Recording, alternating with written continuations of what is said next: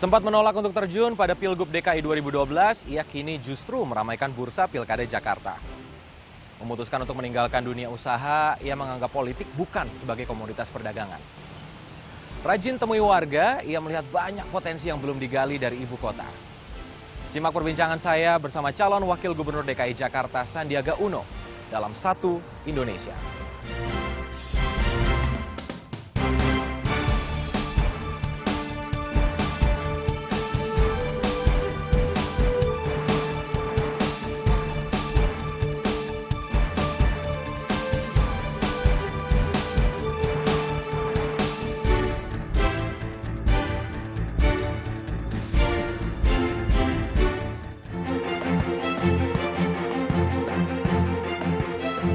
Sandiaga Uno, pria kelahiran Pekanbaru 47 tahun silam ini lama dikenal sebagai pengusaha. Sukses berkiprah sebagai pengusaha, Sandiaga Uno memutuskan banting setir berkiprah di jalur politik. April 2015, Sandiaga bergabung dengan Partai Gerindra. Sempat diusung maju sebagai calon gubernur DKI Jakarta, Sandiaga akhirnya memberikan kesempatan tersebut kepada Anies Baswedan. Ia rela menjadi calon wakil gubernur DKI Jakarta di pertarungan menuju singgasana ibu kota. Menjaga kestabilan harga bahan pokok dan membuka lapangan pekerjaan baru jadi fokus pasangan nomor urut 3 dalam Pilkada Jakarta. Dengan latar belakang sebagai pengusaha, ia yakin mampu mengatasi minimnya lapangan pekerjaan di ibu kota.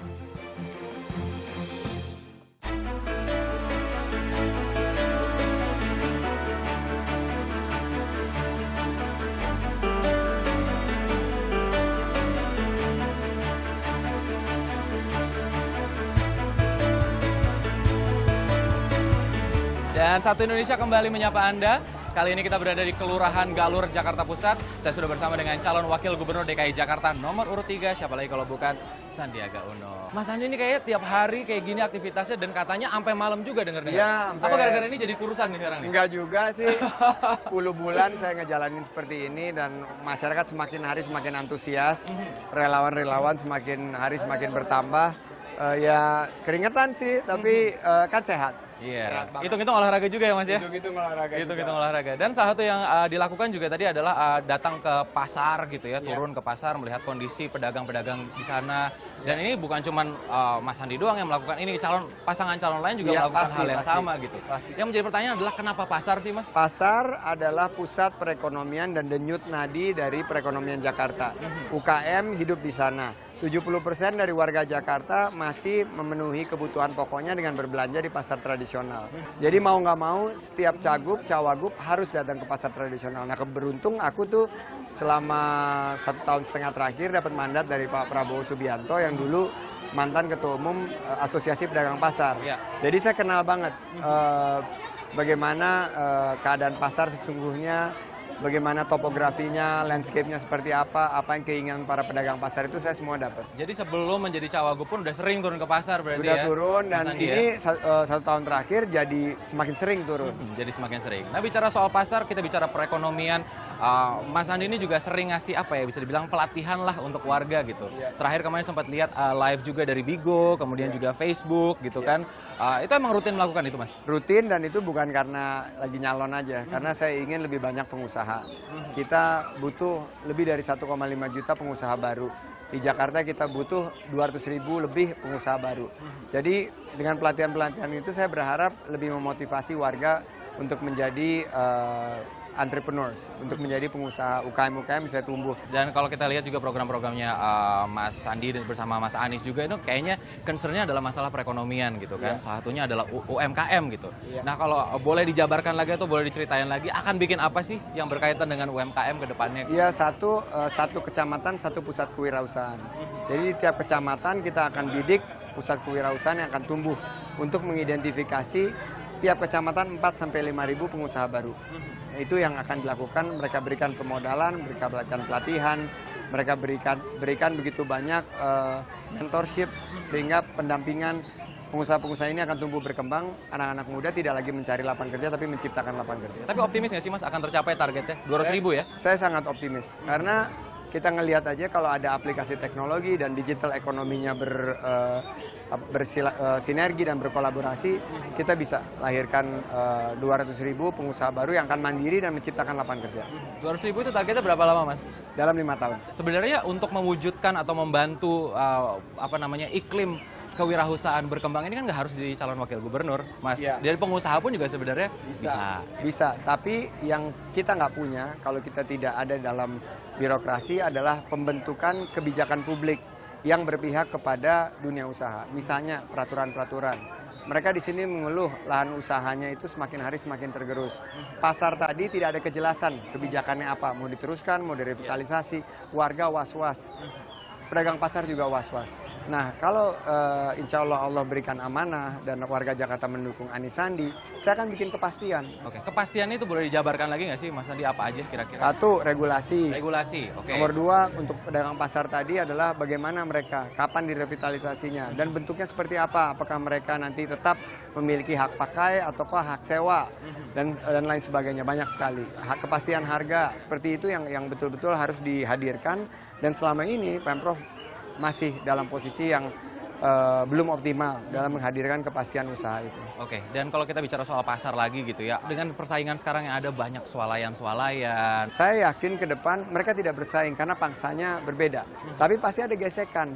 Nah, di situ Pemprov harus hadir untuk menyelesaikan prasangka-prasangka yang timbul antara pedagang pasar tradisional dan para pelaku retail. Mestinya mereka malah bersinergi. Apa yang akan dilakukan untuk mengurangi gesekan-gesekan itu, Mas? Duduk bersama, dialog, kita katakan bahwa ini kebijakan harga yang diterapkan pasar modern, ini kebijakan harga dari pasar tradisional. Kita perlu pasar tradisional karena perlu interaksi sosial dan interaksi masyarakat. Ini harus kita gabung dalam suatu bingkai persaudaraan dan kebersamaan. Mas Andi juga sering bilang permasalahannya adalah harga bahan pokok, kemudian juga pengangguran gitu kan, itu yang akan menjadi fokus utama juga kan. Iya. Nah, kenapa harga bahan pokok dan pengangguran, Mas? Kalau kemacetan gimana? Kemacetan juga penting, tapi warga di sini melihat bahwa yang lebih mencekik mereka dalam kehidupan sehari adalah ketidakadaan lapangan pekerjaan dan harga bahan pokok. Itu yang mempengaruhi perut mereka, kantong mereka. Kemacetan itu kita sudah punya satu kerangka kesatuan untuk menyelesaikan permasalahannya itu melalui transportasi umum. Itu yang harus kita bangun infrastrukturnya, pola pikir dari kelas menengahnya kita harus ubah. Nah, di situ adalah bentuknya suatu kemitraan, di mana dunia usaha juga bisa memberikan sumbangsi, masyarakat juga bisa memberikan sumbangsi. Tapi kalau boleh dijabarkan lagi, Mas Andi, apa sih yang akan dilakukan spesifiknya gitu? Apakah dengan menambah jumlah armada atau dengan membuat moda transportasi baru? Untuk kemacetan ini akan seperti apa? Kita punya 23 rencana kerja untuk kemacetan. Rencana kerjanya adalah memastikan bahwa armada dari Transjakarta dan armada yang sekarang sudah beroperasi di Jakarta itu ditambah, infrastrukturnya diperbaiki,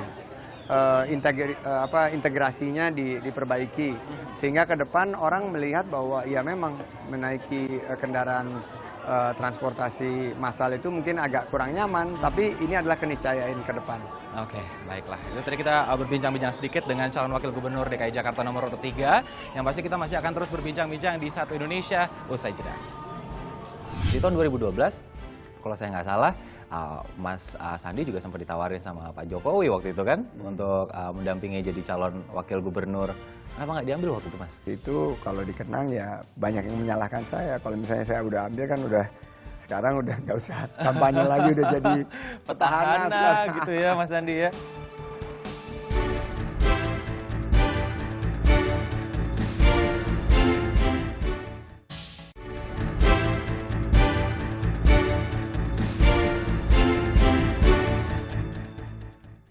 Kembali di Satu Indonesia, saat ini saya sudah berada di kediaman dari calon wakil gubernur DKI Jakarta nomor 3, Sandiaga Uno. Langsung aja kita ke Mas Sandi lagi. Mas, kalau kita flashback gitu ya, jauh sebelum KPUD ini membuka pendaftaran untuk calon gubernur dan calon wakil gubernur, Mas Sandi ini kan udah aktif nih, udah keluar gitu. Masyarakat udah ngeliat, wah ini calon gubernurnya DKI nih gitu kan. Tapi ketika akhirnya partai pengusung memutuskan untuk Mas Sandi akhirnya menjadi calon wakil gubernur, reaksinya waktu itu seperti apa, Mas? Loh, saya yang desain itu kok.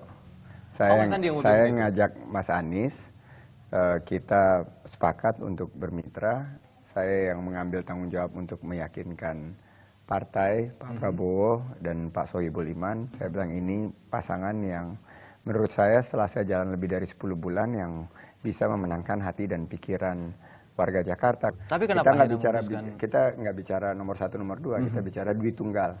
Ini kita adalah sama-sama maju, dan kebetulan saya yang memberikan kehormatan sama dia. Saya bilang bahwa Mas Anies yang maju di depan, saya bantu. Kita sejajar dalam melihat berbagai permasalahan di Jakarta. Ini kemitraan yang menurut saya jarang ya di politik Indonesia. Ini inovasi dari sebuah proses berdemokrasi. Tapi Prabowo sendiri waktu itu reaksinya seperti apa sih, Mas? Maksudnya ya kalau kita ingat di 2014 dulu kan Mas Anies adalah juru bicaranya dari Pak Jokowi yang waktu itu masih calon presiden. Iya. Saya jubirnya Pak Prabowo waktu itu. Beliau jubirnya Pak Jokowi. Kita berdebat kan? Kita berdebat di 2014 cukup sengit dan terekam baik. Di sini waktu saya angkat pertama kali ditanya apa pertimbangannya. Ini argumentasinya bahwa kita ingin berdamai dengan masa lalu. Gerindra, Pak Prabowo sendiri seorang negarawan, Pak Sohibul Iman bisa menerimanya bahwa ini adalah sebuah pasangan calon yang memiliki daya tawar yang sangat kuat. Kita ingin ke warga Jakarta untuk menawarkan solusi untuk masa depannya mereka. Mengesampingkan perbedaan yang pernah terjadi untuk melihat ke depannya nanti seperti apa untuk Jakarta gitu ya Mas ya. Oke, kalau kita flashback lagi itu tadi 2014. Di tahun 2012 kalau saya nggak salah, Mas Sandi juga sempat ditawarin sama Pak Jokowi waktu itu kan untuk mendampingi jadi calon wakil gubernur. Kenapa nggak diambil waktu itu, Mas? Sekarang berarti jadi gubernur loh harusnya Mas Sandi. Saya satu belum siap dari segi belum dapat izin keluarga. Nomor 2 saya usahanya waktu itu masih dalam proses untuk berkembang, tapi pada saat itu belum menemukan formula tepat untuk menyerahkan bisnis saya. Dan saya waktu itu di 2012 berpikir bahwa saya maunya fokus di jadi pengusaha aja. Saya nggak mau masuk ke politik karena saya nggak yakin saya memberikan dampak yang cukup signifikan di politik. Saya lebih baik di dunia usaha aja, di bisnis. 2012 itu kalau dikenang ya banyak yang menyalahkan saya. Kalau misalnya saya udah ambil kan sekarang udah nggak usah kampanye lagi, udah jadi petahana gitu ya Mas Sandi ya. Tapi Allah berketetapan lain. Tapi kan sekarang akhirnya terjun juga dari meninggalkan dunia bisnis, kemudian terjun ke dunia politik yang mana bisa dibilang sebenarnya masih cukup junior nih Mas Sandi pengalamannya untuk di bidang politik gitu. Seberapa yakin sih atau apa yang membuat Mas Sandi yakin bahwa bisa membawa perubahan untuk Jakarta dengan pengalaman politik yang masih minim? Jadi saya tinggalkan bisnis secara keseluruhan karena saya nggak mau ada anggapan saya mengambil keuntungan dari ada di politik sama ada di bisnis. Saya tidak mau memperdagangkan politik, mempolitikkan dagang. Buat saya itu sesuatu hal yang harus terpisah. Yang membuat saya sangat yakin dan akhirnya komit untuk proses penjaringan dan pencalonan dan akhirnya dinominasikan oleh Gerindra dan Pak Prabowo itu adalah satu, saya punya pengalamannya untuk membuka lapangan kerja. Dari waktu itu saya jadi pengusahanya 3 karyawan, saya buka lapangan pekerjaan sampai 50.000 karyawan dalam kurun waktu 15 sampai 20 tahun. Seiring dengan berjalannya pilkada ini yang juga dilihat masyarakat ini kan adalah tingkat elektabilitas. Dipantau gitu kan, tingkat elektabilitasnya ada yang naik, kemudian ada juga yang turun. Selama 1 tahun berkarir ini ada yang baru muncul, tapi kayaknya ini naik terus nih Mas. Kalau Mas Andi sendiri ngeliatnya seperti apa? Ini jadi lawan yang berat gak sih? Mas Agus maksudnya? Ya. Mas Agus ya tentunya bukan sebuah nama baru di politik Indonesia. Pak SBY kan presiden kita 10 tahun. Jadi itu suatu brand yang kuat sekali kalau kita bicara brand di dunia usaha. Jadi Mas Agus itu bukan unknown entity. Dia sudah dikenal baik sebagai prajurit yang kalau kita lihat muda, berprestasi, dan beliau sama saya tidak berpengalaman juga masuk ke kancah ini.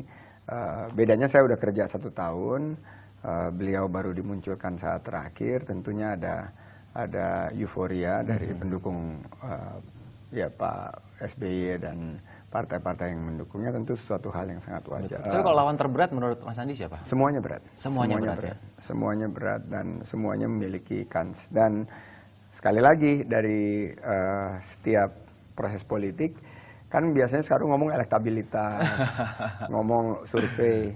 Trump kemarin menunjukkan elektabilitas survei itu nggak akan menjadi acuan utama, tapi apa yang mereka rasakan pas saat berkampanye di bawah, vibrasi sama resonansinya begitu kita turun ke bawah merasakan. Baik, makin seru sekali obrolannya di Satu Indonesia bersama Sandiaga Uno. Kita akan kembali usai jeda. Ketika dulu dari dunia bisnis terjun ke akhirnya ke politik gitu, ada hal-hal di luar dugaan nggak sih, Bang Sandi? Yang saya sangat harus mulai belajar itu tentang dua hal sih sebetulnya, mengenai janji dan loyalty. Di politik itu janji ngucapnya seenaknya aja gitu.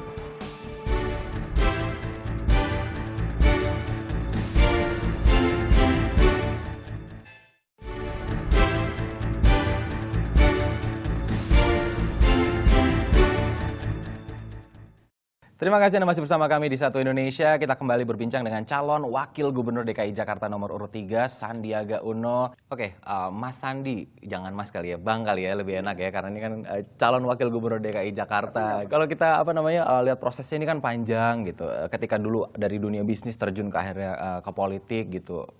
Bayangannya terwujud semua nggak sih sekarang? Saya selalu ingatkan diri saya sendiri bahwa politik itu sangat dinamis dan cair ya. Dan sama seperti bisnis, tentunya ada risikonya, ada peluangnya. Tapi berbeda dengan bisnis, hal-hal yang sudah saya petakan tentang ketidakpastian. Politik itu penuh ketidakpastian. Tapi ada hal-hal di luar dugaan nggak sih, Bang Sandi? Yang dulu tidak pernah terduga akan terjadi gitu. Tadi kan seperti bilang ketidakpastian politik. Yang saya sangat harus mulai belajar itu tentang dua hal sih sebetulnya, mengenai janji dan loyalty. Janji dan loyalty. Jadi gini, kalau kita sebagai pebisnis itu hati-hati banget berjanji. Kalau kita ucapkan itu pasti akan ditagih, pasti akan menjadi liability kita. Di politik itu janji ngucapnya seenaknya aja gitu loh. Nah ini saya harus memastikan bahwa janji-janji yang saya ucapkan ini bisa saya penuhi.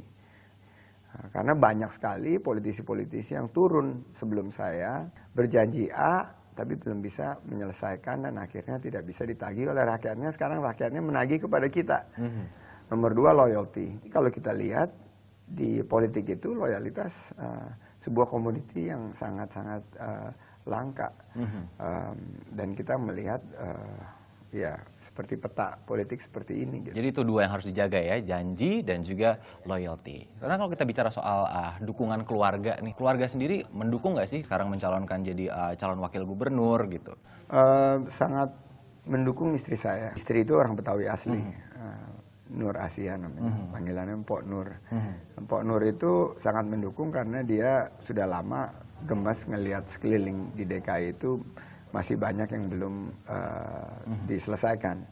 Ada agenda-agenda yang sudah bisa mulai progres, tapi banyak juga yang belum dan tertinggal.